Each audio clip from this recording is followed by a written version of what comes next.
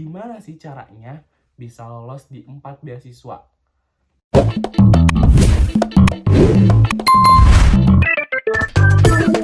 Halo teman-teman semua, perkenalkan nama aku Rizzy Aditya Fauzi. Aku adalah awardee di 4 beasiswa, 2 untuk bimbingan belajar yaitu Pintar Bandung dan juga Learning Camp Tasikmalaya. Lalu di 2 lagi aku adalah awardee beasiswa Prima Jasa dan juga beasiswa Amarta. Nah, di sini aku bakal ngasih ke teman-teman tips and trick gimana sih caranya bisa lolos di 4 beasiswa. Nah, so pastiin teman-teman tonton sampai habis ya videonya. Jangan lupa like, comment, and subscribe ya teman-teman semua. Oke, kita mulai dari yang pertama. Pertama adalah seleksi administrasi. Tips dari aku, kalau misalnya kalian mau lolos di tahap seleksi administrasi itu gampang. Pertama, teman-teman harus perhatiin dulu timelinenya. Kalian tuh jangan sampai mepet-mepet guys. Karena kalau kalian mepet, nanti beasiswanya keburu ketutup atau nanti error dan lain sebagainya. Belum tentu loh semua beasiswa tuh ada perpanjangnya, diperpanjang.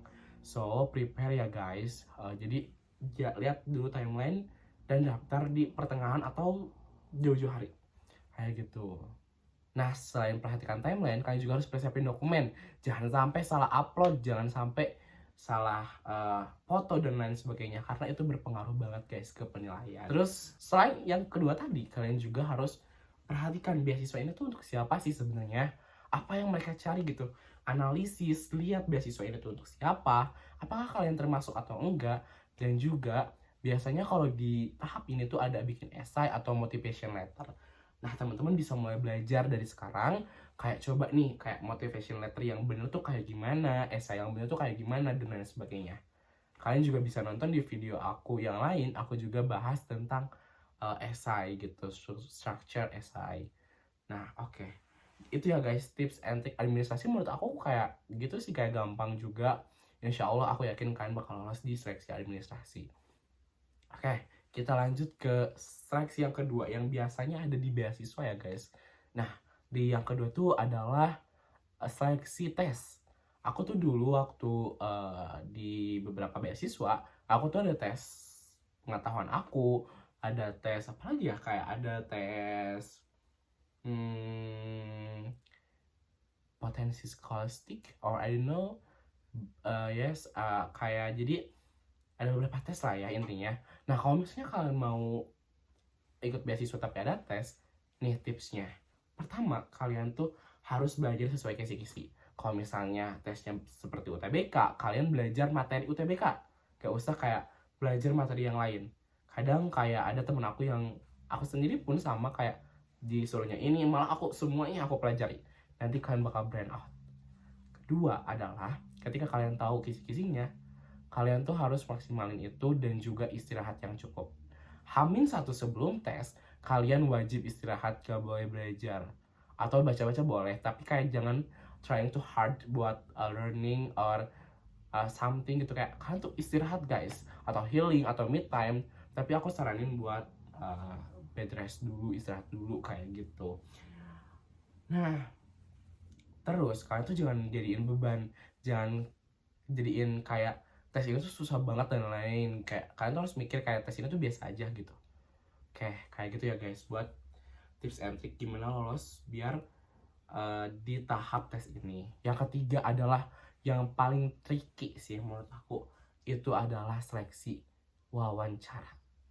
Nah, gimana nih kalian dengar ya? Aku juga kayak deg-degan sih jujur, kayak waktu dulu aku kan beberapa kali wawancara ya guys. Nah, saran dari aku pertama adalah kalian tuh harus mengetahui kelebihan dan kekurangan, karena itu adalah hal yang basic.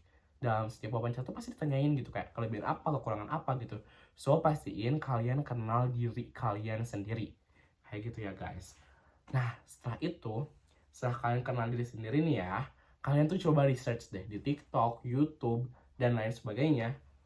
Nih, aku kasih keyword buat search mungkin ya. Kayak kalian bisa search pertanyaan yang sering muncul di beasiswa, atau pertanyaan yang biasa ditanyakan di beasiswa kayak gitu. Karena pas dan fun fact, kayak aku beberapa kali lihat itu dan mempersiapkan jawabannya, itu kadang ada loh guys. Jadi kalian tuh gak bakal kayak pusing atau misalnya eh, nanyanya A kalian jawab B, kan gak nyambung ya. Jadi kalau misalnya kalian udah prepare buat wawancara, buat nyari ngelis nih apa aja yang biasanya ditanyain, dan kalian juga coba jawab dengan terstruktur dan jujur, maka kalian akan mendapatkan hasil wawancara yang bagus. Kayak gitu guys. Nah, selain itu apa? Kalian juga harus belajar public speaking. Kalian coba belajar untuk kayak ngomong di depan kamera, ngomong di depan kaca, atau ngomong bersama teman-teman. Banyak cara ya guys. So, menurut aku itu adalah 3 tips. I don't know, maybe banyak ya tipsnya. Tapi buat beberapa seleksi tadi, administrasi, tes, dan wawancara, itu adalah tips yang menurut aku yang harus kalian lakuin gitu. Kalau misalnya ada yang kurang jelas, mohon maaf, aku masih belajar juga sama kayak kalian. So pastiin kalau misalnya kalian masih gak ngerti atau ada yang mau tanyain, boleh DM ke Instagram aku, dan juga kalian bisa komen di video ini. So terima kasih banyak udah nonton video aku dari awal sampai akhir. Jangan lupa like, comment, and share. Subscribe juga ya teman-teman. Sampai jumpa di video aku selanjutnya. Dadah.